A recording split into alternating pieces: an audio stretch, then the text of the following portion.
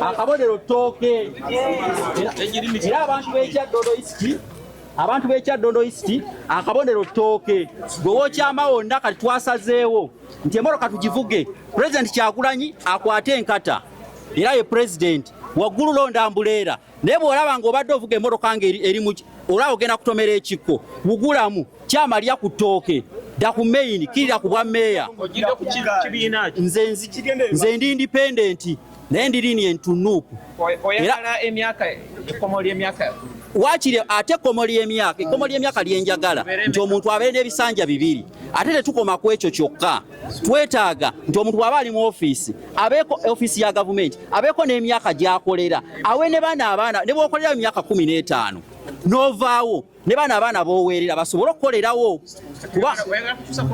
yes tulina okukyusa egyo emyaka 5 giba mingi kaakati lwaki emyaka 15 giba gimala lwaki ozaala omwana ng'oli mu ofiisi ya gavumenti n'omwana n'ofuniramu n'omuzzukulu nga gw'okyali omwo naye tukaba bbula lya mirimu ekyo tekijja kukola Abannakyaddondo akabonero ttooke abantu nina kubateerawo mbeera basobole okwerimira amatooke gaabwe basobole okuba nga bafuna ekyokulya so sinze era munnakyaddondo yenna ali eyo omuntu yenna bw'akugamba nti nkwatayo 10,000 kwatayo 15,000 and actually we are tired of exchanging our roads with bottles of sodas. We are also tired of exchanging our drugs from hospitals with juices. No, this won't work.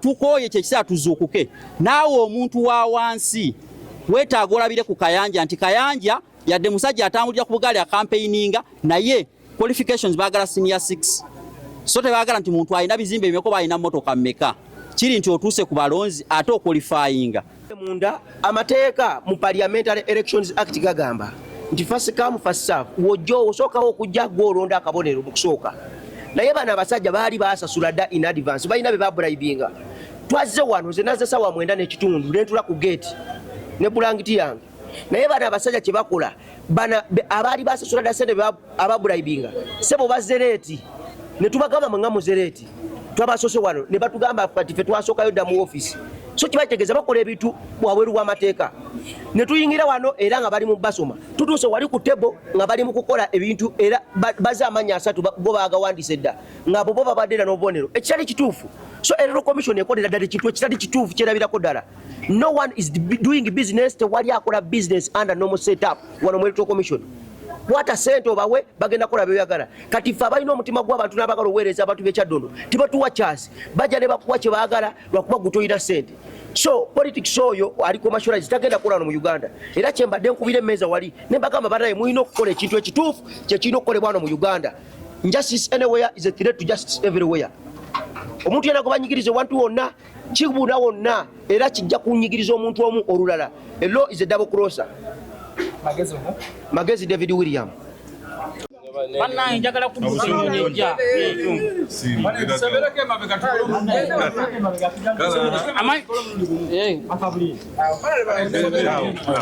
Amanya agange nze onalebo kali disimbwa akabonero mukalabye ennyumba ya mwamba eyiwa side ne side bw'olabanga enkuba ekkuba nga tolina weggamakola ki yingira ennyumba kibadde kyanaku nnyo okwewandiisa olwaleero mulabye olutalo olubadde wali ng'omubaka ow'Ekyaddondo East yennyini yavaayo anemesa okukola ki okwewandiisa tolowooza nti nze nsinga amaanyi si nze bantu jangu ku gurawundi oba togirina oba ogirina jangu ku gurawundi bino ebyokujja onnwanisize wano baleme kumpandiisa ebyo bigaanyi naye bannamawulire mbakakasa twegweko ekasanga ati programu zange zengenda okukola nnyingi ng'oggyeko programu eza gavumenti ez'omubaka wa palamenti zamanyikiddwa ng'okulondoola programu za gavumenti okukola amateeka naye ngenda kubanga nsakira abantu bange n'otunula kasanga town council namba yonna tulina omubaka nga tetulina na unity erima nguudo nga town council zonna zirina n'otunula kasanga town council terina ambulance wadde okubanga ambulance akayambako abantu abali mu kyalo naye kali disimba olwaleero yaleesa ambulance mu Kyaddondo East jeri mbaka soso kikola teri mbaka mlala aleseko ambulance ebyenzijanjaba n'amalwaliro tugenda funa ya malwaliro agesente ntono nga gayamba ku bantu baffe abawansi ebyenjigirize byonzize mbikola ebyenzigira n'essomero denze zennyini kasanga high school atenze sente wananyini masomero ngenda kukola vocational training institute ebyamizannyo teri ansinga omanja kitegeeza okubanga olabirire saza nze sente bewe saza ly'Ekyaddondo naye ate abo bennyini bemulaba bavuddeyo ne bannwanyisa nga tebaagala ssaza lya Kyaddondo ligende mu maaso. So bannamawulire sirina bingi bye ngenda bagamba essaawa eno. Nze sisa mbadde ndaba ebijja biwungeesa nga bitambuzibwa nti nange nasaba kaadi. Nze sisabangako ku kaadi kuva dda mbadde independent. Saagala kuvumirira political party yonna abantu kati batunuulira busobozi. Bwe mpate yonna gy'oli singa abantu bakulabamu obusobozi kye njagala bakole. Nze siina political party yonna gye ngenda vumirira, ngenda kutunda kyenkola. Ate siina muntu yenna gwe ngenda kuvumirira, siina muntu yenna gwe ngenda kuvuma. Ngenda kutambuza bye ngenda kukola. Kyaddondo tugenda gikola ebintu bingi. Okusookera ddala twagala okusembeza abantu eri parliament oba eri obukulembeze bwabwe. Ebirowoozo byabwe bibeere nga bisobola okutuuka bulungi mu parliament. Ekyokusatu tutunulidde nnyo embeera y'abavubuka naddala ebbula ly'emirimu mu programs zaffe za youth empowerment. Tulinamu okuteekawo skills center mwe tugenda okuwera abavubuka skills. Tetugenda kubeera nga abakulembeze abamu abajja ne bawa abantu akasente kababeere mu nsawo ate ng'enkira tebagenda kubeerawo. Wabula tugenda kubawa skills, practical skills ezigenda okubasobozesa okubabeezaawo mulamu bwabwe obwa bulijjo. Kyaddondo mulimu abantu baffe abawansi abali mu katale, abakuba bulooka, abavuzi ba bodaboda. Tugenda kubaterawo Kyaddondo Sacco era miliyoni 2 ezisooka nga ntuse mu parliament ez'emmotoka nze nabagamba sizeetaaga. Emmotoka si kizibu kyange, tugenda zikwata tuziteeke mu bamaama baffe abali mu butale tuli ffenna basobole okujja nga bafuna capital atagenda kubeerako obaoliawo magoba newe ganaabeerako gajja kubeera matono nnyo nga 0.5% interest bye tugenda okukolera abantu b'e Kyaddondo. Erinnya Timothy Lule Luberenga nga nzijidde ku the Common Man's Party oba tuyita ab'olusaniya. Tukakasiddwa okwesimbawo okukiikirira Kyaddondo East akabonero kaffe mupiira. Ekisookera ddala Muwonge Tom mbadde omukulembeze okuva ku mitendera egy'enjawulo LC1 kansala ku district wembeeredde omukulu w'ebyenjigiriza n'ebyemizannyo akakiiko akakwata ku nsonga ezo nembeera meeyo Akasanga Town Council.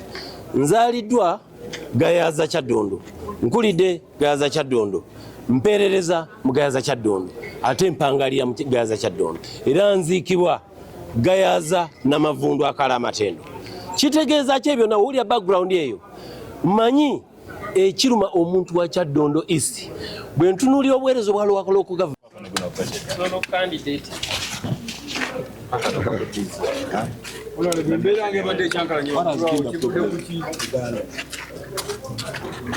Ekisooka nebaza Mukama Katonda nti wakati wa ebitongole ebyokwerinda ne abalumbaganyo gezaako okumpamba nga nzija okwewandiisa nsobodde okutuuka wadde nga nwanye nnyo ate ntuukidde ku bodaboda. Nsooka kwebaza wa bodaboda w'e Lusanja ambuze n'olunaku olwajjo poliisi n'ebitongole ebyokwerinda ebirala bagezezaako era okunnemesa okutalaaga constituency n'okuba nti tweteekateekera nomination eno. Naye twagala era ndoopedde akuli ebyokulonda wano e Wakiso ne mugamba nti akakiiko k'ebyokulonda balwane bapuliveiring over akalulu kano kabe nga kamazima na bwenkanya nze okubeera nga nva mu National Unity Platform si musango era tebalina kunkolako bulumbaganyi naddala ebitongole ebyokwerinda tebirina kubeera partisan tebirina kubeera n'ekibiina kya byabufuzi batuleke twetaaye tunonye akalulu kuba twagala okukozesa enkola eri mateeka okutwala mu maaso obuweereza wadde tugamba nti protest vote naye twagala era tugikozesa mu makubo ag'amateeka. So nkiroopedde atwala akakiiko ak'ebyokulonda e Wakiso boogere n'ebitongole ebyokwerinda poliisi y'e Kasangati mutwesonyiwe poliisi mu Kyaddondo mutwesonyiwe n'abo ab'amagye abakampinga awo ababawuddiisa muleke bannakyaddondo naffe nga bakandidate twetanire akalulu kano n'okukanoonya. Of course nomination ewedde nzijidde ku kibiina kya NUP akabonero Ambuleera emiramwa gye nzijiddeko nze muwadamu mmanyi ni musajja mwogezi seerya ntama nzize okulwanyirira bannakyaddondo ate ndi fiti mbyonna.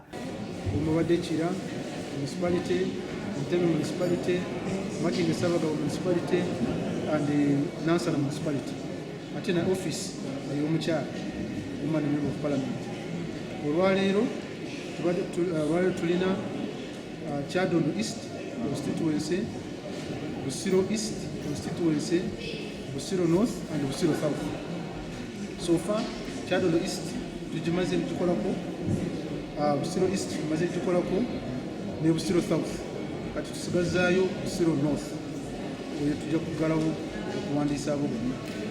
Omugatte kati twakawandiika abo bonna abavuddeyo bali 81. So far 81 candidates twakawandiika successfully have been duly nominated. Kutuuka saawa zino tunaba kufuna kusoomoozebwa kwonna.